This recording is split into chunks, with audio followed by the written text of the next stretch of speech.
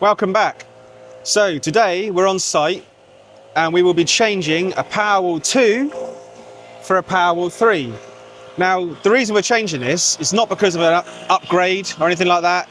It's because the Powerwall 2 has failed. Now this is obviously quite rare with Tesla, but one of the good things about Tesla and one of the main benefits is their aftercare and support. Something goes wrong with the Powerwall 2 like this, there's no messing around. Tesla just replace it.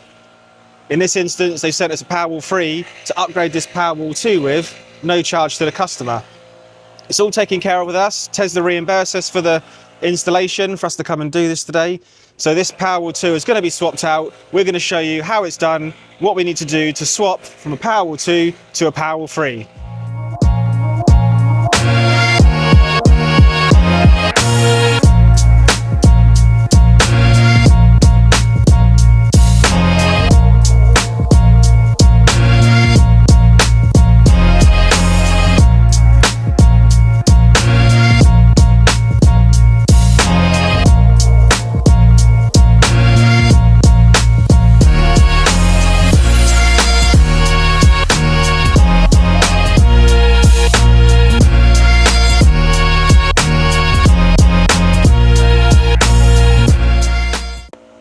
Something else we'll also be showing you today is the Tesla Powerwall dolly. So this dolly, or lifter, sack truck, is actually purchased from Tesla, and it's what we use to move and transport the Tesla Powerwall 3. We'll show you this in action today, how we fix it to the Powerwall, how it operates, right down to the fancy disc brakes we can see down there. So what are the main stages we're going to carry out today to swap this Powerwall 2? We're going to remove the cabling from the isolator going into the old Powerwall. We're going to have to lift the old Powerwall off the bracket, remove the bracket as well, because the Powerwall 2 and 3 have completely different brackets. We're then going to need to refix a bracket to the wall for the Powerwall 3, use the Tesla dolly to bring in the Powerwall 3 and mount it on the wall, and then reconnect all the electrical connections. Once that's done, we need to commission it with the gateway, and then it's all up and running.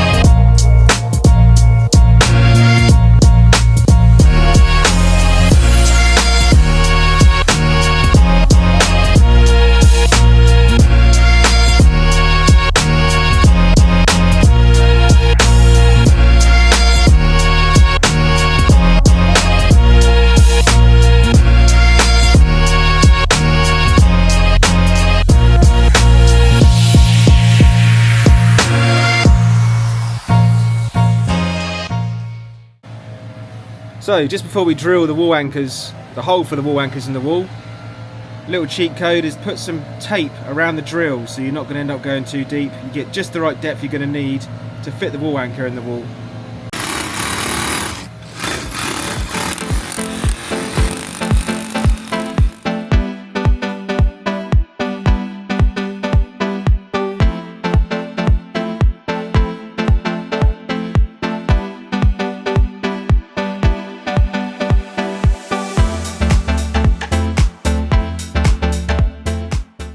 Next stage, put the wall anchors through the bracket. You want to put these in first because of the type of wall anchor we use. So the wall anchors are in the bracket, ready to go into the wall.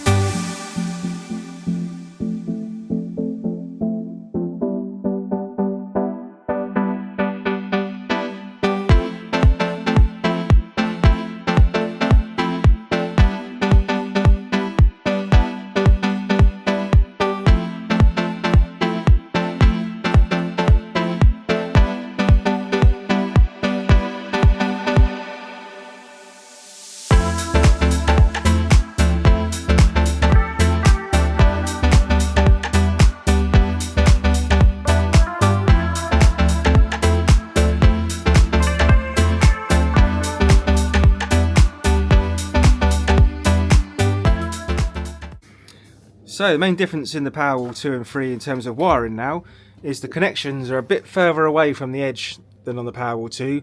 We need the live and neutral alerts to run down here, and the data cables to run into the Powerwall 3 connectors here.